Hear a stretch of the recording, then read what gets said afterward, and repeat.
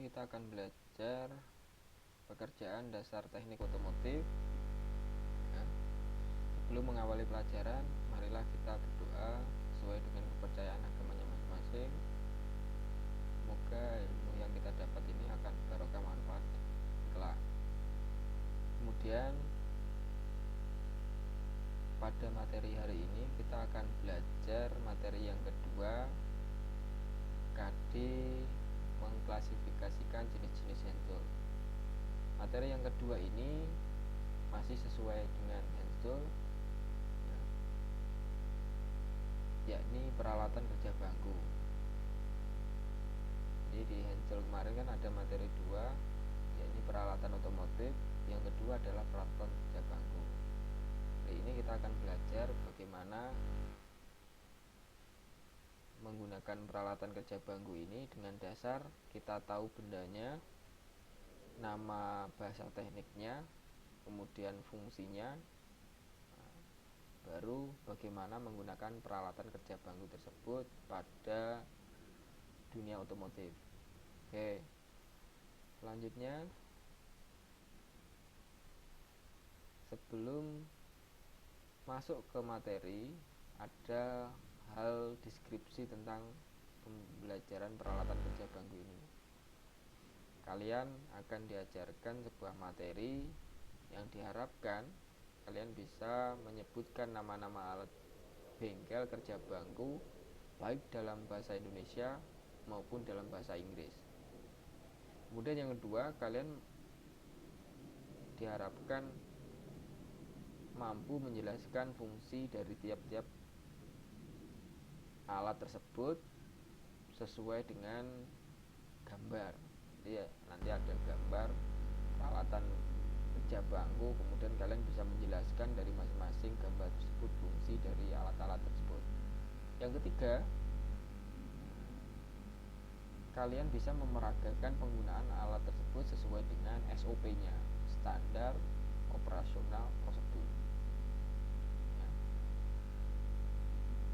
Nah, kemudian yang keempat, kalian nanti sebetulnya kalau tidak pembelajaran online, pembelajaran offline tatap muka, kalian itu diharuskan membuat sebuah benda dengan mengaplikasikan peralatan kerja bangku. Jadi kalian akan ada project, kemudian dibuat. Nah, pembuatannya menggunakan peralatan kerja bangku yang sudah disediakan di sekolah. Itu ya. Yang terpenting dari pembelajaran ini nanti adalah juga poin nomor 5, memperhatikan K3. K3 itu singkatan dari keselamatan dan kesehatan di tempat kerja. Nah, berlaku santun, teliti, dan penuh rasa tanggung jawab.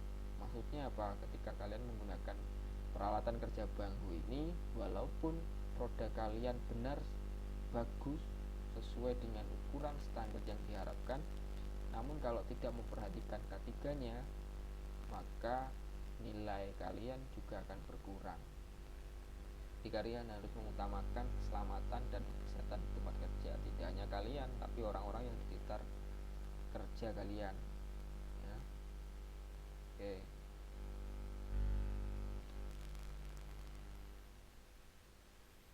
Yang pertama, dalam peralatan kerja bangku, ini macamnya banyak. Yang pertama ada mengikir. Ya. Nah, sebelum mengikir ini, pada prosedur praktek kerja bangku sebetulnya ada dua hal yang harus kita bedakan dalam peralatan kerja bangku. Yang pertama ada pekerjaan yang mengurangi benda, ada pekerjaan tanpa mengurangi benda. Contoh, kalau pekerjaan yang mengurangi benda seperti halnya menggigir ini, kemudian memotong, menggerinda, semuanya itu adalah mengurangi dari benda tersebut, sehingga ketika dikurangi volume benda tersebut maka akan terbentuk benda yang model baru. Itu adalah jenis praktikum kerja bangku tipe yang pertama. Tipe yang kedua adalah tanpa mengurangi benda. Tanpa mengurangi benda, contohnya saja kalian punya kawat, kalian bengkokkan, maka kawat tersebut volumenya tetap, namun bentuknya akan berubah.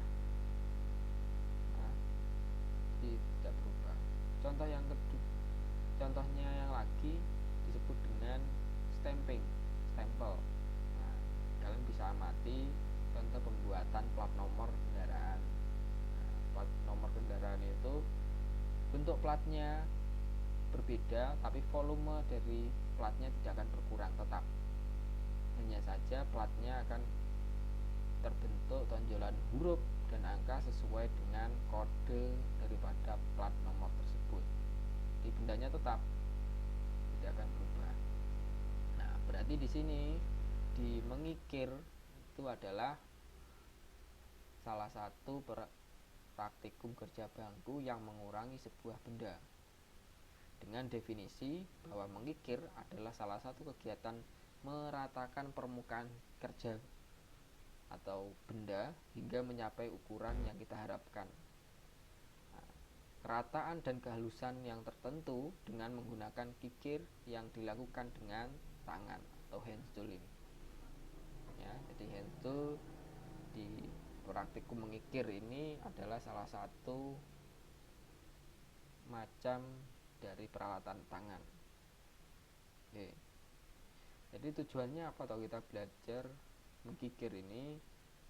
Jika suatu saat dalam perbaikan otomotif ada keperluan untuk mengurangi sebuah benda akibat rusak, kemudian timbul permukaan yang baru, maka untuk pemasangan yang sesuai presisi, ya, benda tersebut harus dikikir dulu agar rata baru bisa dipasang. Jadi kegunaan kita belajar pada PDTO peralatan kerja bangku ini nantinya di bidang otomotif kita bisa mengikir sebuah benda untuk keperluan pada perbaikan di bidang otomotif.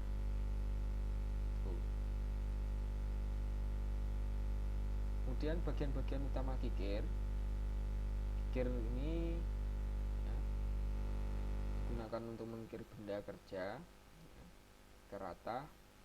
Dengan konstruksinya seperti ini, kita mulai saja dari sebelah kiri. Ini ada ujung daripada kikir, kemudian ada pinggir ya, ini bahunya, kemudian ada puncak yang ditancapkan pada tangkai atau gagang kikir, kemudian ada badan kikir. Nah, badan kikir inilah yang nanti digunakan untuk meratakan sebuah benda atau disebut dengan muka. Model seperti ini biasanya disebut dengan kikir model persegi panjang. Ada yang satu sisi maupun dua sisi. Ya. Jadi ya satu sisi mukanya di sini yang lebih rata, kemudian ada sisinya lagi di pinggir. Ini juga bisa digunakan untuk meratakan sebuah benda. Dengan spesifikasi kekasaran sebuah kikir ada yang halus, sedang maupun yang kasar. Ya, dengan sudut kemiringan ini dibuat oleh mesin bubut, yakni 20 derajat saling silang. Tujuannya agar permukaan dari kikir ini nanti terbentuk permukaan yang kasar untuk menghaluskan benda. Nah, kenapa kok kikir ini bisa menghaluskan sebuah permukaan besi yang keras? Karena ujung daripada badan kikir ini atau konstruksi dari kikir ini memang terbuat dari baja yang kualitasnya tinggi, ya, yang dicor dengan kualitas tinggi sehingga tingkat kekerasan daripada kikir ini melebihi daripada besi, sehingga kikir ya, ini bisa digunakan untuk meratakan sebuah permukaan besi atau logam ya, dengan mudah. Itu ya. Berikutnya, spesifikasi dari kikir itu ada 4. Yang pertama ada kikir itu dibedakan dari jenis giginya. Yang kedua ada kode kekerasan gigi. Yang ketiga ada penampang. Yang keempat ada ukuran panjang. Jadi panjang dari badan ini juga digunakan sebagai spesifikasi kikir. Jadi tidak semua kikir besar bisa digunakan untuk semua benda kerja, tapi kikir itu harus menyesuaikan dari benda kerja yang akan kita proses. Jadi kalau bendanya kecil, kikirnya juga kecil. Bendanya besar, kikirnya harus besar untuk mengefisienkan waktu dalam kita proses kerjanya. Dan mungkin ketika kita menggunakan sebuah kikir, contoh saja kikir yang kita gunakan untuk menggergaji balik ya, contoh kita mengikir sebuah gergaji. Nah, dengan mengikir sebuah benda untuk meratakan, itu akan beda lagi. Kalau kikir untuk mengikir mata ujung gergaji itu segitiga. Kalau kikir untuk permukaan benda, kita bisa menggunakan kikir yang dipanjang seperti ini. Oke. Yang pertama, kikir berdasarkan jenis gigi. Nah, ini ada single cut, ada double cut.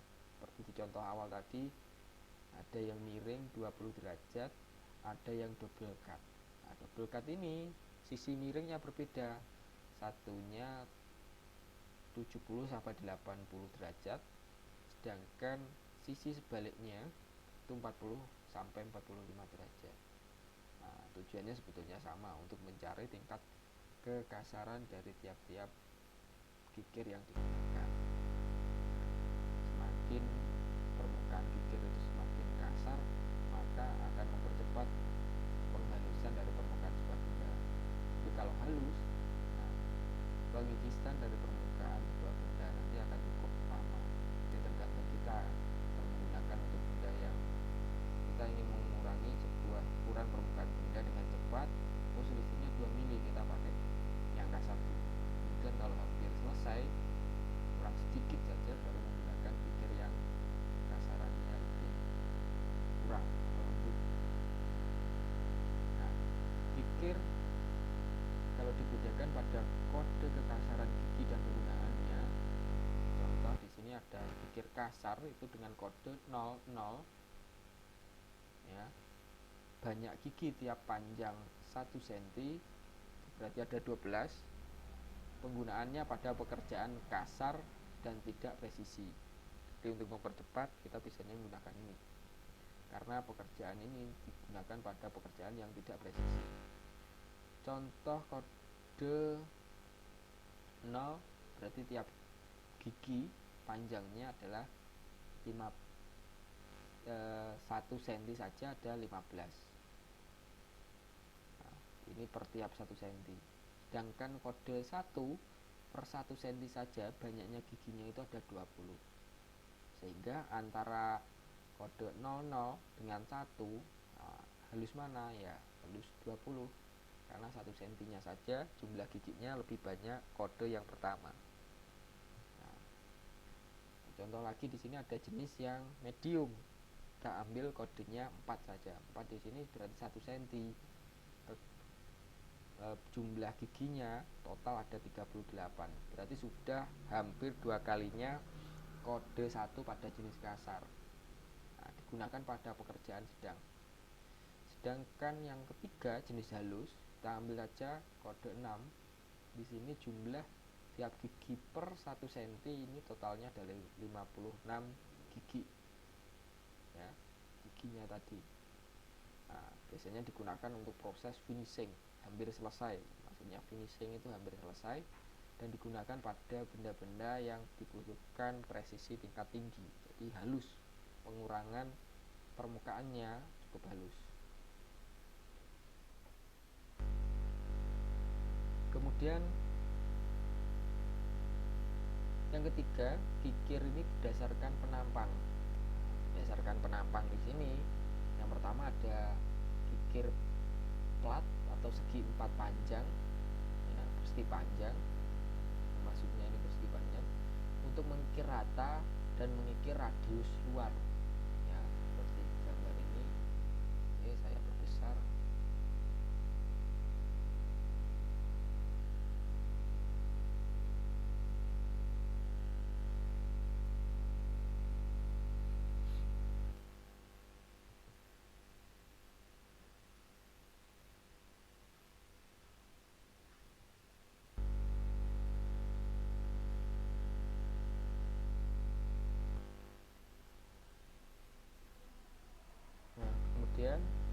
Yang kedua ada kikir bundar, ya, bundar seperti ini, ya, digunakan untuk mengikir lubang bundar ataupun lonjong. Nah, kikir bundar ini nanti ada ukuran yang besar, kecil, itu disesuaikan dengan benda yang akan dikikir. Kalau lubangnya kecil ya berarti kikirnya harus lebih kecil lagi. Nah, dan ada kikir bujur sangkar, ya, atau persegi 4 G4. Nah, jadi untuk mengikir benda-benda yang ukurannya persegi. Bisa apa tidak kira-kira untuk mengikir sebuah permukaan yang lebar? Bisa sebetulnya, tapi akan lebih cepat menggunakan kikir yang segi atau persegi panjang, ya, karena digunakan untuk permukaan yang luas akan lebih cepat dibandingkan persegi yang panjang. Ukuran dari permukaan ini yang lebih kecil daripada segi panjang, maka akan memerlukan waktu yang cukup lama. Yang keempat ada kikir segitiga. Nah, ini kikir segitiga misalnya kalau ukuran kecil digunakan pada pengkikiran gergaji. Nah, seperti ini. Nah, jadi seperti ini.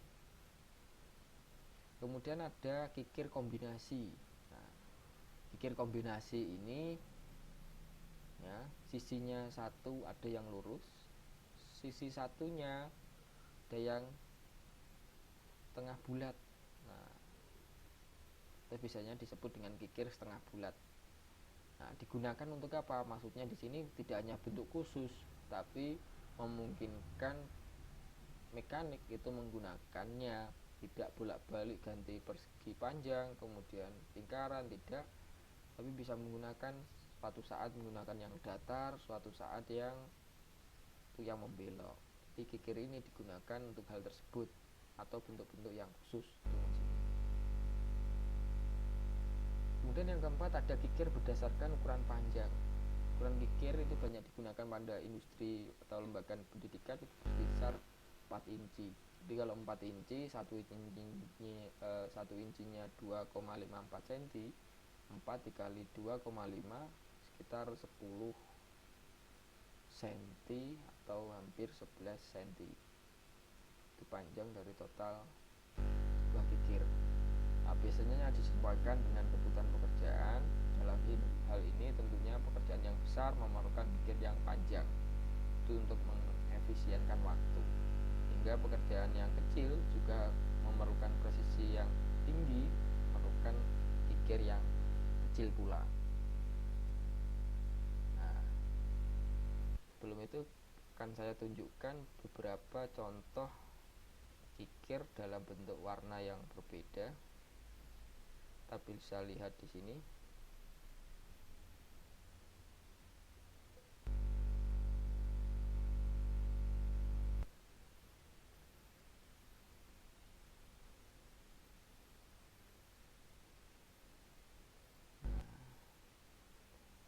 Di sini ada contoh bentuk kikirnya. Nah, ini kikir segi panjang, ada kikir setengah bulat, ada segi 4, segitiga, dan lingkaran. Samanya seperti ini. Oke. Kemudian bagaimana cara pemegangannya? Nah, cara memegang kikir seperti ini. Ujung daripada kikir itu harus kita pegang. Contoh kalau kita megang dengan tangan kanan, berarti tangan kiri memegang ujung daripada kikir. Ya. Ini contoh cara penggunaannya. Gagang dipegang sebelah kanan. Nah, dengan posisi untuk meratakan sebuah benda seperti ini, posisi kikir itu harus rata-rata air. Tidak boleh miring condong ke depan maupun miring condong ke belakang. Hasilnya nanti juga akan mempengaruhi. Kalau kita condong ke depan, maka posisi miring dari benda akan ke depan seperti ini. Itu ya. Kemudian kita beranjak dari macam-macam kikir, kita masuk pada tahapan awal sebelum kita masuk dalam proses penggunaan. Kita sudah belajar fungsi, kita sudah belajar macam-macam kikir sesuai penggunaannya. Kita baru belajar lagi yang ketiga adalah bagaimana menggunakan sebuah kikir. Nah, sebelum itu kita harus memperhatikan hal-hal dalam mengikir sesuai dengan K3-nya. Jadi sebelum menggunakan, agar tidak kita beresiko pada kecelakaan di tempat kerja, hal yang pertama adalah menentukan bidang dasarnya. Ya, maksudnya apa? Bidang yang akan kita jadikan acuan untuk pengambilan ukuran, sikuan, dan kesejajaran terhadap bidang lain. Nah, kita harus punya bidang dasar, kita siku dulu. Nah, kemudian mana bagian yang harus kita kikir. Jadi kita menentukan pada bendanya bagian sebelah kiri, kanan, atau atas, atau bawah yang harus kita kikir lebih dulu. Nah, yang kedua adalah mengatur ketinggian ragum. Makanya di sini seorang mekanik otomotif itu tingginya minimal harus 160. Ini nanti juga akan beresiko pada tiap pekerjaannya. Nah, rata-rata tinggi dari sebuah bangku, peralatan kerja bangku adalah disesuaikan dengan standar minimum mekanik, yaitu 160. Nah, pada pengaturan ketinggian ragum, kalian bisa melihat gambar seperti pada PowerPoint ini, di mana seorang mekanik meletakkan tangannya dengan ujung siku tangan itu diletakkan pada ragum, dengan kepalan tangan ini diluruskan ke atas menyentuh dengan dagu. Ini adalah standar. Kalau dagu sudah menyentuh, tangan sudah menyentuh dagu, kemudian ujung daripada tangan siku itu harus menyentuh ragum. Apabila tidak menyentuh ragum, maka ragum harus ditinggikan. Kalau siku ternyata menyentuh lebih jauh atau terlalu ke bawah daripada ragum, maka posisi tinggi ragum ini harus diturunkan. Nah, posisi ragum ini harus diturunkan. Nah, tujuannya apa? Ketika nanti kita mengikir dengan rata-rata air, tinggi minimal ragum ini tidak membebani fisik kita, atau disebut dengan ergonomi peralatan kerja bangku. Kalau posisinya terlalu rendah, nah, mekanik akan membungkuk. Sedangkan kalau posisinya terlalu tinggi, nah, maka lengan daripada mekanik tersebut akan mudah lelah. Jadi pekerjaan sedikit saja sudah merasakan letih, capek, seperti itu. Jadi harus diatur seperti ini. Nah, ini hal mutlak, ya. Jadi nanti kalau peserta didik ingin melakukan, atau kalian ingin belajar praktikum nanti di peralatan kerja bangku, tiap ragum ini sudah ada nomornya, disesuaikan dengan nomor absen kalian. Nomor absen 1 nanti penggunaannya pada ragum nomor 1, nah, sebagainya. Nah, kemudian yang ketiga ada pencekaman benda kerja. Pencekaman benda kerja nanti kita akan mempelajari peralatan kerja bangku yang kedua adalah ragum. Ragum ini adalah penjepit sebuah benda yang digunakan untuk menjepit benda sehingga tidak bergerak ketika kita melakukan pekerjaan, baik mengkikir, memotong, menggerinda, dan sebagainya. Nah, caranya bagaimana? Nah, caranya dengan cara memutar tangkai ragum ini. Kalau ke kanan, maka rahang dari penjepit ini akan semakin menutup. Kalau ke kiri, maka rahang penjepit ini akan semakin membuka, ya. Dimana tangkai pemutar ini akan dihubungkan dengan batang berulir segi 4 yang digunakan untuk mengatur penjepitan benda sesuai dengan besar kecilnya benda yang akan dijepit.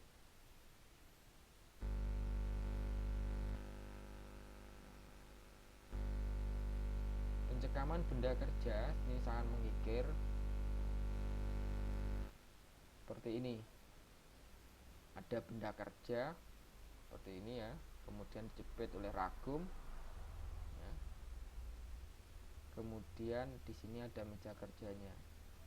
Usahakan kalau benda kerja yang dibutuhkan kehalusan permukaannya lindungi benda kerja dengan mengganjal sebuah kain agar benda kerja yang dijepit oleh ragum ini tidak mendapatkan bekas daripada gigi-gigi dari ragum saat terjadinya penekanan oleh tuas ini. Nah, biasanya diikat dengan kuat dengan ragum, ternyata ketika benda itu dilepas, ada bekas dari gigi-gigi ragum tersebut yang membekas pada bendanya. Akhirnya kita akan mengikir benda lagi. Ya, supaya tidak terjadi, persiapannya yaitu dengan membalut benda kerja ini dengan kain atau benda yang lebih lunak lagi. Nah, cara penggunaan kikir yang pertama untuk pengikiran sifat yang berat. Di pemegangannya, kalau kita itu pegang menggunakan tangan kanan, maka ujung kikir kita pegang menggunakan tangan kiri. Nah, ujung kikir digenggam dengan kuat. Usahakan permukaan kikir yang digunakan untuk menghaluskan permukaan posisinya harus lurus. Posisinya lurus dengan keterangan apa? Digenggam dengan kuat. Ke arah ke depan itu didorong dengan berat, ya seolah-olah badan itu dicondongkan ke depan. Ketika nanti ditarik ke belakang itu sedikit diangkat. Nah, berarti dalam hal ini penggunaan kikir hanya satu arah. Jika kalian penggunaan kikir nanti akan bolak-balik, depan belakang juga dikikir, akibatnya apa? Muncul suara bolak-balik. Bisa saja ketika depan itu lurus, ternyata ke belakang miring, hasil permukaan benda yang dikikir tidak rata. Yang kedua untuk pengikiran ringan. Kalau pengikiran ringan, kita bedakan dari gambar yang atas dan kedua. Ujung daripada kikir itu dipegang menggunakan jari. Tujuannya agar kikir tidak terlalu ditekan kepada benda kerja. Atau yang kedua, ujung kikir itu ditekan dengan jari.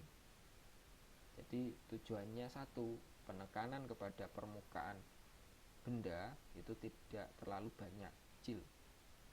Jadi kita mengurangi bendanya cukup kecil saja. Yang ketiga, untuk pengikiran bedang kecil, bisa menggunakan pemegangan pada badan kikir. Tapi cukup hati-hati karena yang kita pegang bukan tangkainya. Jangan sampai kikir ini melukai jari-jari kita dalam praktikum kerja bangku. Kemudian bagaimana gerakannya? Nah, gerakan badan dan ayunan kikir seperti yang sudah saya katakan tadi, kaki itu harus posisinya seperti gambar di sini. Kalau ini adalah posisi ragumnya, maka kaki ini seperti kuda-kuda. Kaki kiri di depan, kemudian kaki kanannya di belakang, dengan arah pemotongan dan pandangan itu harus lurus.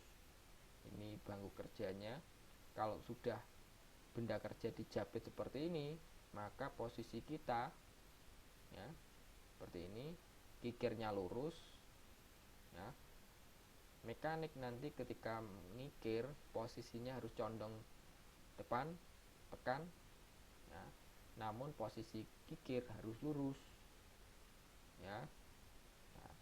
Kemudian dorong, kita raut permukaan, kemudian tarik ke atas sedikit, kemudian mundur, dorong lagi, tarik ke atas, mundur, kemudian tekan, dorong, sebagainya. Itu adalah gerakan badan dan ayunan kikir, sehingga ketika kita mendorong maka permukaan akan halus. Kemudian untuk penarikan, karena itu tidak memerlukan tenaga yang besar dan tidak digunakan untuk mengikir sebuah benda, kita angkat sedikit baru kita tarik, sehingga tenaga kita optimalkan untuk mengikir sebuah benda posisi maju. Seperti itu. Jadi kalau kita lihat di gambar itu seperti ini, berarti adalah pada penggunaan pengikiran ukuran yang sedang di ujung menggunakan jari.